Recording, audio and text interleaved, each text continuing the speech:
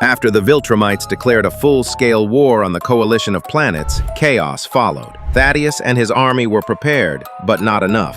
The Viltrumites tore through the coalition's defenses with terrifying force, ripping ships apart and slaughtering seasoned fighters with ease. For a moment, it looked like the coalition wouldn't survive the day, but then a new hope emerged from the ashes. Mark, Nolan, and Oliver, still battered from their brutal fight with conquest, returned to the front lines. Their arrival shifted the momentum instantly. With Nolan's seasoned tactics, Mark's fiery resolve, and Oliver's growing power, the coalition rallied. The Viltrumites, no longer in control, were forced to retreat, not in defeat, but to regroup. Back at base, another crisis emerged. There was a traitor. When Thaddeus demanded answers, the mole spoke without hesitation. They're going back to Viltrum. And so Thaddeus made a fateful decision: take the war to their home. Thaddeus assembled the greatest warriors alive: Mark, Nolan, Alan, Tech Jacket, Space Racer, even the legendary Battle Beast. As they neared Viltrum, the trap was sprung,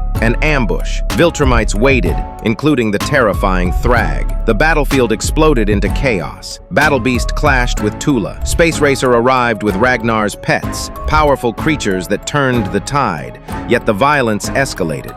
Thrag crushed Oliver, ripped off his arms, and hurled Nolan aside like debris. Furious, Mark charged, but Thrag effortlessly overpowered him.